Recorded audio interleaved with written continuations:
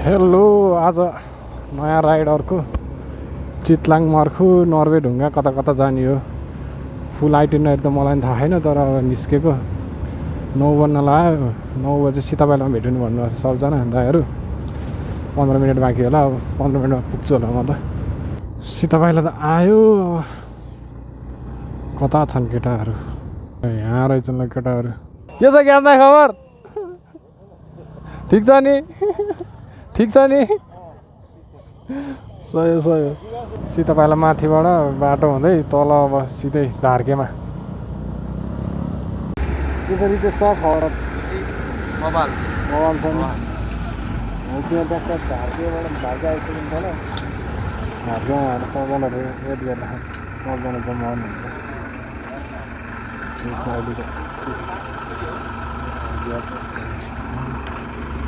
केटाहरू धार्केबाट राइड लगाएर चितवन धन्नै पुगेन रहेछ नि के छ ज्ञानदाई खबर अहिलेसम्म एकदम राम्रो राइड भयो होइन अब अझै राम्रो होला भन्ने आशा गर्छु ठिक छ अब राइड जारी छ अब जान्छ अझै दाइ आइसक्नु पोखराबाट मान्छे दाइ आइसक्नु हो केटाहरू हराएर यहाँ थिन्छ खाना खाने ठाउँमा ट्याक्क लगाएर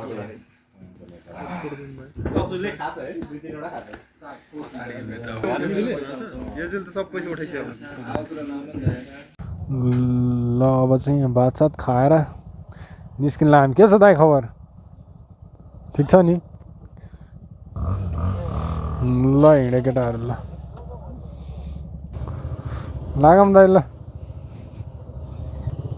लाग्यो नर्वे ढुङ्गा भन्ने ठाउँमा अब सिधै त्यस्तो गाडी आउँछ साँगुरो बाटोमा टेन्सन के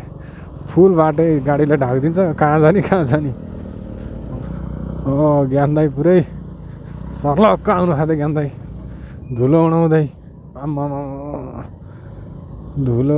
धुलो धुलो धुलो धुलो धुलो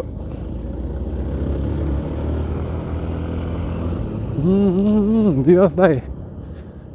आम्मा केटाहरूलाई सकिन्न घुरघुरी छन् घुरघुरी सब टिस्टुङको डाँडामा आइपुग्यो केटाहरू माथि छन् ढुङ्गा नर्वे ढुङ्गा हान्ने चाहिँ आइपुग्यो यहाँ भ्यू चाहिँ बवाल देखिँदो रहेछ मनासलु देखिँदो रहेछ सर्लक्कै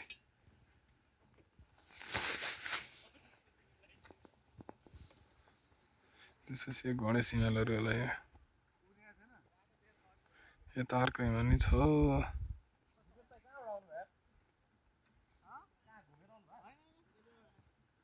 मनासलु चाहिँ दामी देखिँदो रहेछ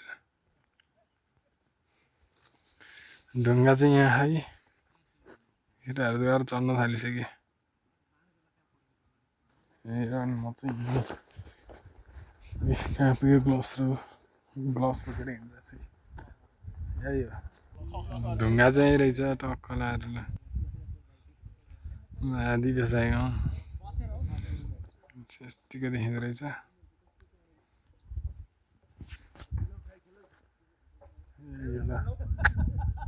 नर्वे ढुङ्गा नर्वे फोटो खिच्ने चाहिँ यहाँबाट क्यामेराम्यान चाहिँ सबैलाई स्क्वाड चल्दैछ यहाँ स्क्वाड 80 किलोको स्क्वाड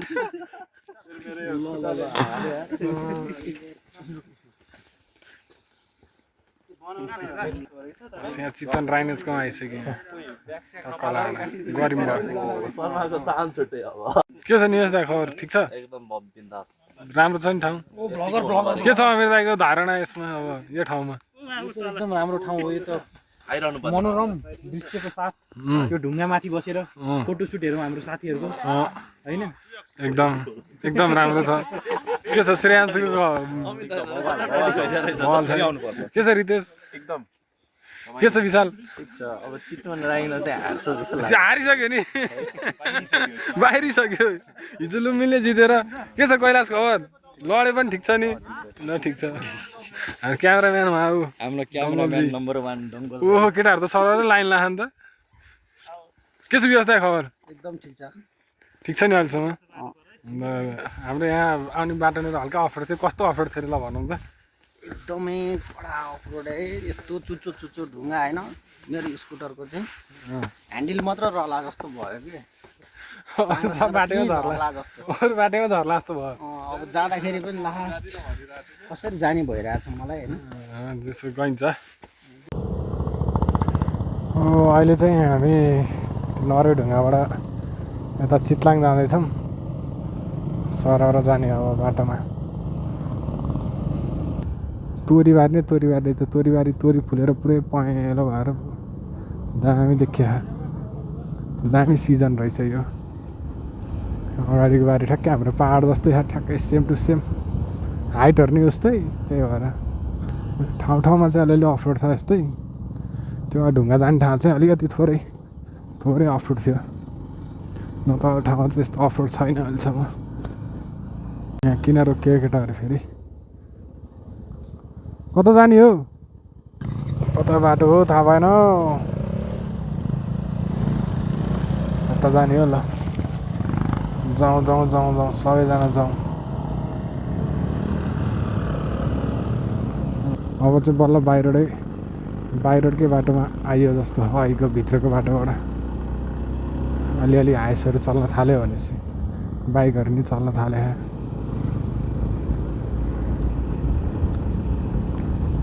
बाहिरको बाटोमा धुलो उडाउँदै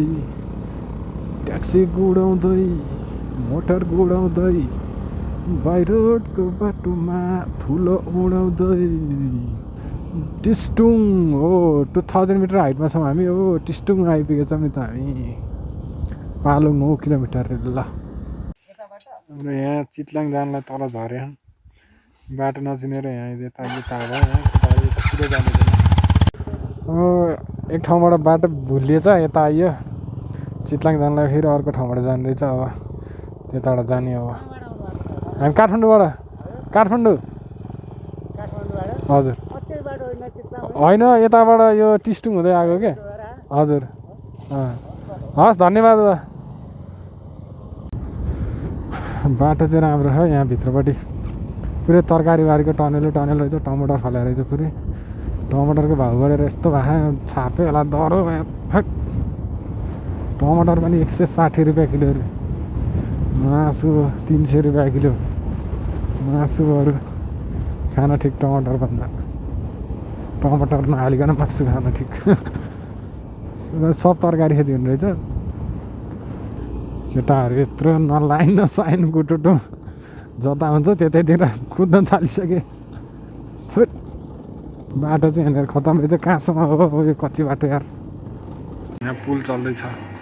यहाँ पास त्यहाँ पास चल्दैछ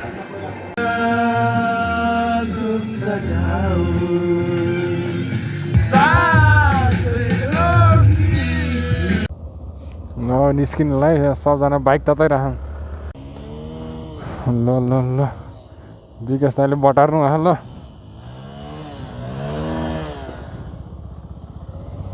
हो त हामी यतै त होला नि निस्कियो अब चितलाङबाट एकचोटि एक्सार चलाउनु पऱ्यो बास मजा आउँदो रहेछ त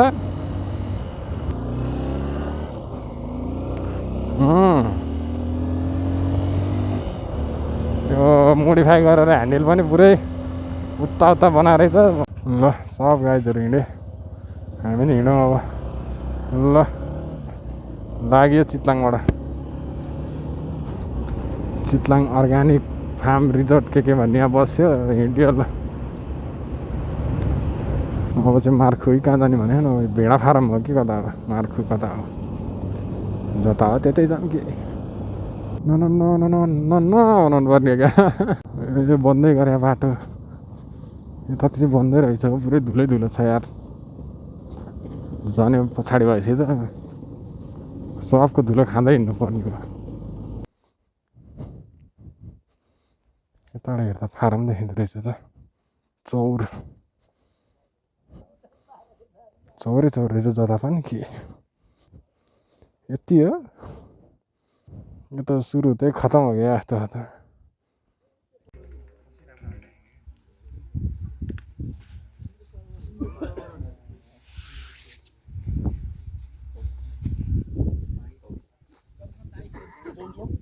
ल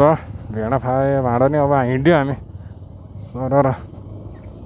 अब ओह्रालै बाटो जस्तो पुरै हाम्रो त गेटै रहेछ त बाख्रा विकास केन्द्र ओ बाख्रा रहेछ त्यत्तिकै भेडा भन्छ नि यार ल अचुत्दै जाने ल राँच जाने है दाइ ल ल दाइ अचुत्दै यताबाट हो पोखरा जाने हामी चाहिँ यताबाट अब तालसाल गएर यताउता काठमाडौँ जाने मार्खु म त अहिलेसम्म आएको थिइनँ यता त आउन त कस्तो ठाउँ छ हेरौँ जाउँ के छ र हेर्नै त आएको मार्खु बजारमा अझै तल पोखरी नजाने भन्ने कुरो छ यहाँ ठिक छ नि कैलाश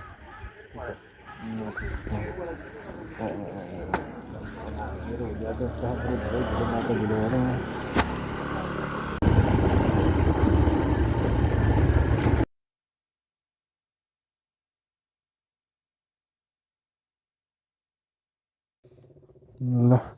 ड्याम पनि हेरियो अब चाहिँ लागौँ माथितिर ड्याम चाहिँ डेन्जर छ त्यो होस् उयो के अरे यो हेटौँडाको रोपवे काठमाडौँ हेटौँडा रोपवे पनि यहीँ रहेछ टक्क लगाएर त्यत्रो लामो बनाएको थियो है पहिला अहिले कहाँ सब फालेर केही जात छैन बाटो चाहिँ मजाको छ जस तर सुमहरू आउँछ र यस्तो कर्नरतिर चाहिँ ख्याल पुऱ्याउनु पर्छ नत्र त मक्खन छ बाटो मजा आउँछ तर अस्ति नै एकचोटि हामी आउँदाखेरि त यो बाटो पुरै कच्ची थियो यस्तो आपत पनि पाइएन माने बजार आइपुग्यो मजाले यहाँबाट चाहिँ डर देखेको रहेछ भिड काठमाडौँ पनि देखेको रहेछ सर्लक्कै कस्तो भइरहेको राइड हामी काठमाडौँ होइन काठमाडौँ देखाइदिउँ न काठमाडौँ मैले देखाइसकेँ हिमाल नि देखाइसकेँ हिमाल नि पुरै के हिमाल यो लाखपतहरू लाङटाङ साङटाङ यहाँबाट यता काठमाडौँ सर्लक्कै अब हामी कति 50 मिनट पुगिहाल्छ अब चाहिँ यहाँबाट निस्किनु लाग्यो चिया सिया खाइयो केटाहरूको ग्याङ ल ल लागौँ अब 25 किलोमिटरमा बल्खु 9300 किलोमिटर पुगेछ टक्रक्कै ल बाइक किनेको 1.5 वर्ष भइसक्यो यार कहीँ केही चल्दैन भर्खर 9300 फर्पिङ आइपुग्यो केटाहरू चाहिँ कुरिराखौँ अब कोका आउँदैछन् यताउता आदि केटाहरू मन देखा चिया खानु गएछन् पछाडि नै रहेछ हामी चाहिँ ल हिँड्यौँ अब सिधै बल्खु अब